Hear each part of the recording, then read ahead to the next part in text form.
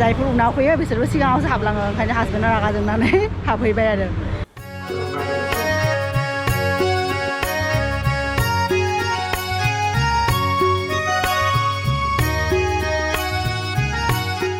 Ding ding ding ding ding ding ding ding ding.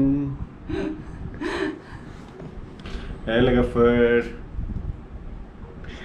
आंनि मोनसे सेवा खालामनो थाखाय रिक्वेस्ट खालामबाय थादों दा खावना खावा नायनोसै माबा सेवा खालामनो होदों दा फुजिनांगौ दिनै खर'आव थाव एसे लगायनांगौ होनदों बहुद दिन जाबाय थाव लगायाखै खर'आव बेनिखायनो मोनबाय होदों दा खर'आव थाव लगायना होलायनानै आं एफा गरमाव जि एफा बुरजा सुबाय दा थाव फोनना होनोसै आंहा ओंखाम संनांगौ लोगोफोर बेखौ थाव फोनना होनोसै बिनि उनाव आं ओंखाम संसै आरो दिनै स्पेसियेल बर' cuisine बानायगोन दिनै गोबां बोसोरसेसो जाबाय दां जों मोनजाया बिदि दा बारासो जादों ना बोसोरसे लास्ट इयार जादोंना बेनिफ्राय लाबोनानै बोसोरसे जाबाय आरो बोसोरसे जाबाय बिदि मोनजायैया दिनै स्पेसियेल बर' cuisine बानायगोन आरो नोंथांमोनाथ' दाख्लै जोंनि भिडिअ नुदोंमोन ना जों आइनियाव थांदोंमोन ना मार्केटाव जेहाय जोंनि नर्थ इस्टनि बा जोंनि बर'फोरनि जाग्रा मैथा फाथो लाइ मैगंफोरखौ मोनो जों बेनिफ्राय लाबोदोंमोन ना मैथा दा ओंखायनो दिनै लोगोफोर स्पेसियेलि मैथाजों अमा बेदर संगोन दा नोंथांनो नायबाय थाबानो जाबाय आं जों माबायदि सङो आरो बयबोथ' संनो रोंखायो थेवबाबो आरो लोगोफोर फोननोसै थाव बनसे खानायाबो बिहाबो गोलाव जादों आं 2 माससो सिगाङाव ना 2 मास जाबाय ने 2 मास सिगाङावनो आरो अफिस खुलिनायनि जास्ट अफिस खुलिनायनि उनावहायनो सिनना होदोंमोन आरो जिखिजाया नोंथांमोना भिडिअखौ नायबा नुनो मोनगोन आरो फार्स्ट आंनि लाइफआव आरो हेयार काट खालामदोंमोन आरो बिनाव एक्सपेरिमेन्ट नायदोंमोन जि बुरिया उन्दुनो ओंखारलायलायदों ओरैबा बिदि साम्पि खालामनो हाबाथाय एकदम पुरा रिफ्रेश फिल खालामो ना आं बिदि मोजां मोनो साम्पि खालामनो मोनबा आं ओंखाम जानो मोजां मोनो आरो खानायाबो गुवार ओरै थाव फोनबाथाय दा 1 घन्टासो थानोसै दे बेनिफ्राय दुगैगोन आरो लोगोफोर दा ओंखाम संनो थाखाय रेडि खालामबाय नोंथांमोनाथ' गम मोनदोंनो दिनै जोङो मैथाजों अमा संगोन आरो बिदि दाख्लै लाबोदोंमोन ना मैथा लादों बिदि ओमफ्राय जों पियासबो हाना लाबाय आरो नैबेथिं अमा जों बे खालि लाबोनाय बेदराव आरो मेजेम बारा मोनदों आरो बारा बेदर बायदि मोनाखिसै मैथाजों जानो गोथाव जागोन बिदि मेजेमालाय ओमफ्राय एसेल' थाव होदों जास्ट पियासखिनिखौ एवनो आरो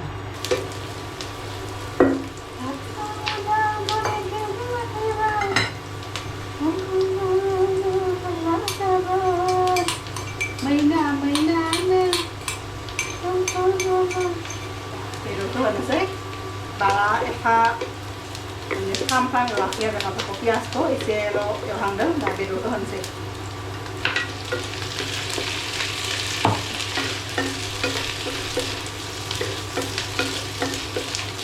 बे एक्चुलि बेदरा जे नोंथांमोना बे गोमो खालारनि नुदोंना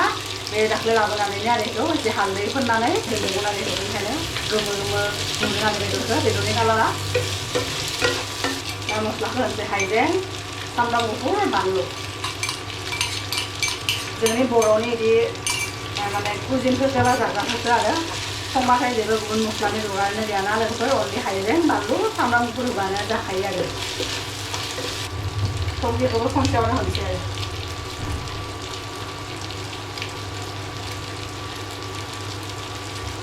मैथाया एसे गोखै जागोन नालाय ओंखायनो संख्रिखौबो एसे बारा होनोसै नांनाय बायदि आरो दा एसे संख्रबना दोनसै आरो 5 मिनिटसो बेदरखौ जोंना दुगैयै मानसिया जे नायफैबाय थादों माला मोनजागोन होननानै बानायबाय थादों आरो मैथा होनबाथाय ओरैबाबो एफा गोबावनि उनाव मोनजानाय खोथाना दा हालदैखौबो होनसै लोगोफोर अलरेडि दाख्लै होनाय दंखायोना ओंखायनो खम होनसै आरो बिनि बेदरफोरा बिराद मेजेम गोनां आरो अमाफोरखौ बिराद गिदिर गिदिरै फिसियोदां आरो फार्माव बिसोरो बेनिखाय मैथाजों मोजां जागोन आरो बे 1.5 कुइन्टेलसो जायो बाहाय मासेयाव नायनो जोंनि जानो 2 कुइन्टेल जायो जोंनिबाथ' 2.5 बा 3 कुइन्टेलनि जागोन आरो ओंखायनो बेदरखौ मोनखाया बारा अनलि मेजेमखौ आरो आरो बिनि मानसिफ्रा बिदिनो जायोदां ओंखायनो बिसोरबो बिदिखौ लाबोनो बारा प्रिफार खालामो आरो लोगोफोर दिनै आरो नानि बाथोनबो बानायगोन ना दा ओंखायनो बाजारनि ना ना न'नि बाथ' बिदि सुखानांखाया मोजाङै सुनानै फोरानखायो दा दखाननिफ्राय लाबोनानै एसेबाबो साफा नायालाय साफा दाख्लै खनसे जादोंनो बाथोन बे अफिसाव बेखौ होदोंमोन ना आं बेखालि बिदि सोमनानैनो बानायदों आरो दा ओंखायनो एसे सम सोमना दोननोसै आरो दैयाव नैबे नाया ना मावा बायदिनो आरो नैबे सोमना दोननोसै एसे सम नैबेखौनो लाबाय आरो सोमना दोननोसै दा 10-15 मिनिटसो आरो थाव ओंखारबाय लोगोफोर दा आरो बारा एवबाय थाला एसेबां एवबाय थागोन एसेबांनो बारा थाव ओंखारगोन ना दा मैथाखौ होनोसै आरो बेखिनिखौ होनोसै गासैखौबो एरैबाबो बे बानायबाथाय खम जालाङो ना सेमलाङो ना मैथाया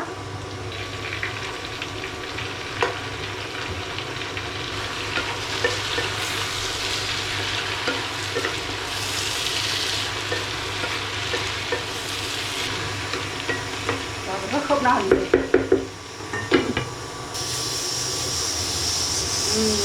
मैथायाबो पुरा गलिलांबाय लोगोफोर दा दै होनोसै एसे दा बे आरामनो गोदौनानै मोनबाय थाथोंसै आरो बेदरा बिदिनो बिथिं ओंखामाबो मोनबाय लोगोफोर दा बाथोनखौसो बानायनोसै आरो नैबे लोगोफोर आं बाथोननि थाखाय बेफोरखौ एसे थाव होनानै जास्ट स्लाइटलि आरो बेलाव एसे थाव होनानै बिदि एवफ्रामना लादों आरो नै बेहाय बानलु होदों सामब्राम गुफुर हाइजें आरो नैबे ना गोरान होआखै बायनाय ना न'निबा जेनेबा बुरजा जाबाबो जेबो जाया आरो दा जोङो दिल्लीयावबोथ' बिदि ना गोरान मोननो अभाब जायोना ओंखायनो माने जास्ट ना गोरान माने मोनामनाय बायदि आरो होदों माने हिसाब खालामनानै होदों आरो नैबेहाय बाथोन देनायावनो आरो ग्राइन्डारावसो बेखौ देगोन नालाय मिक्सियाव नैबेहाय दुन्दियाबो होना लाबाय आरो दासो देनोसै लोगोफोर जों सानैबो आरो जों माने बोराय बुरै सानैजों हासबेन्डजों आंजों बेफोर बाथोन माबा माबिखौ जानो मोनबा बिराद मोजां मोनो आरो खायफा मानसि दङ बाथोन बायदि थास' गोखा गोखैफोरखौ मोजां मोना बाट जों सानैबोनि जानाया मिलायथारो आरो कम्बिनेसना जों एकदम मोनसेबो बुस्थुजों गाज्रि मोना आरो बिदि बर'नि एकदम आंगोनि खाजाफोरखौ बेफोर बाथोन मैथा सबाय जिखिजाया थास' सब बेफोरखौ मोजां मोनो आरो नोंथांमोनाथ' नुखादोंनो ना जोङो माबायदि माने जायो लोगोफोर नै जोंना मैथाया मोनबायनो दैयाबो रानबाय एफा बारा दै नांखाया सानै मानसि नालाय जथेस्थ' आरो बेनो दा बेखौ बन्द' खालामना दोनसै आरो दा एसे थान्दा जाबानो जोङो ओंखामखौबो जानोसै आरो जोङो दिनै ओंखामजों जानो नैबे किं चिलि दाख्लै लाबोदोंमोन ना बानलु सिब्र' नैबे जोंना मोनबाय बे मैथाजों अमा बेदर बानायदों बेनिफ्राय बानलु बंग्रा दङ आरो इथिं ना गोरान बाथोन दिनै फुरा टेस्टि जानोसै आरो ओंखामखौ दा लोगोफोर जों ओंखामखौ जाहैनोसै नोंथांमोनखौ दसे उनाव लोगो मोनसिगोन आरो लोगोफोर जोङो दासो नुजाबाय आरोबाव नोंथांमोननि सिगाङाव दिनै ओंखाम जाखांनानैनो जि उन्दुबायनो आरो नङाबाथाय माने बारा उन्दुनायबो जायाना बिहाबो दिनै अफिस गैयैखाय एसे उन्दुबाय आरो ओमफ्राय आरो दासो ओंखारबोबाय मोनाबिलिनि एसे बाजार खालामनांगौ मार्केटाव थांगासिनो आरो जों दा नैबे पार्क जानानै माबा माबि बायनांगौ दिनै बोथोरा ओरैनो अख्राङा इदि जाना दं बेनो दा एसे मोनाबिलियाव एसे थान्दा जादों आरो बोथोरा दा एसे ओंखारबोनोबो एसे ओंखायनो मोजां नांदों गुसु पार्कआ पुरा ग्रिन जाबाय थादों बा एफा गोलाव बेफोरो खिन्थु जोंनिथिंबाथ' बेफोराव एकदम बेदलाव लेवार माबा माबि ओंखारगौमोन बेवहाय नुनो मोना आरो बिदि लेवार बिराद मोजां जादों पार्कआ जोंनि ओजाथिंबा थ' बेबादि एकदम जि गोलाव गांसो थाबाथाय लेवार ओंखारगौमोन ओमफ्राय जिबौ ओंखारगौमोन बा ओमफ्राय बे लेवारथ' ओंखारखागौमोन 100% बियो खिन्थु बेनि माबाया माने वेदार कन्डिसना बेबायदि लिड्स बा बिदि लेवारफोरनि थाखाय मा फेभरेबल कन्डिसन नङा नामा ओंखायनो बेहाय जाया माथो नुखाया आरो जों खालि बे एसे गोरान माबा गानलेट बायदि थायोना बिदि लामाफ्राव जे बिदि थांलाबायनाय बेखौल' नुनो मोनो आरो गोराना फार्स्टनिफ्राय गाइखेर लानोसै नामा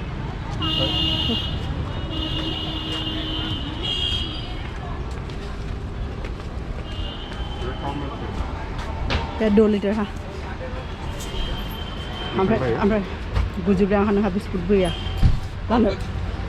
ये डाइजेस्टिव है न्यूट्रिशियस 20 रुपये का वो 2 पैकेट हाँ और भैया 50-50 मस्का हस्का होगा मस्का जस्का नहीं है मैम नहीं है और कोई भैया बस वो मतलब मोनाको होगा नमकीन में मोनाको कुछ ज़्यादा ही नमकीन है कितना हुआ भैया 136 हो गया Okay. 134 सॉरी ओके लोगोफोर जोङो नै बेहाय आरो माने चिकेन शपाव फैदों आरो माबा मोनसे बुस्थु लायनो बे चिकेननि बिदि किमा लायनो दा बेहा अफिसबो थागोन ना अफिसाव थाबा बिदि गेजेर गेजेर बिदि बानायना होनांगौ ओमफ्राय आरो बिदि माबा माबि लांनो फैदों आरो बेहायनो दा बेनिफ्राय दखाना एफा भिर जायफोर उनाव फैयो बिसोरबो सिगाङावसो हाबलाङो ओंखायनो हासबेन्डआ रागा जोंनानै हाबहैबाय आरो बिदिथ' मोनसे लाइननिथ' खोथा थायोना जायफोर उनाव फैयो बिसोरो उनाव थांनांगौ जायफोर माने जिबायदि लाइन हमबाय थायो बिदि हमबाय थानांगौ आरो उनाव थानायफ्रानो सिगाङाव हाबलाङो ओंखायनो बे हाबलांबाय आरो पुरा ओरै मानसि भिर एकदम सिङाव बाजार बायदि एकदम हाबना दङ जेव जेवनो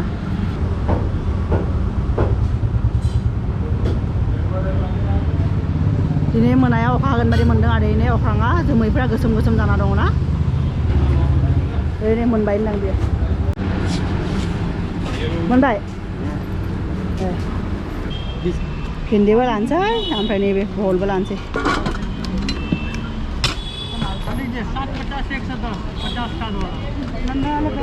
जाबाय बेखौनो जाना लानोसै आधा किलो भैया एक वो दे दो बे हिमाचलाव जानाय बायदि ना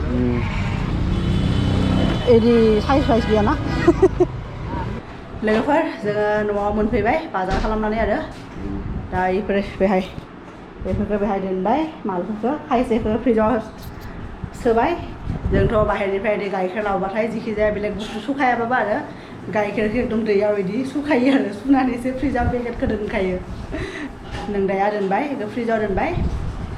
लोगोफोर दिनैनि भिडिअखौ आरो बारा गोलाव खालामलिया दिनैनि भिडिअखौ बेहायनो फोजोबनोसै नोंथांमोनखौ लोगो मोनगोन जोंनि नेक्स्ट भिडिअ दे अब्लासिम माने मोजाङै थाबानो जाबाय सेफलि थाबानो जाबाय माने बाहेरायाव ओंखारबाबो मोजाङै मास्क गाननानै ओंखार आखायाव सेनिटाइजार लाबाय था दिनैनि थाखाय एसेनोसै लोगोफोर बाय बाय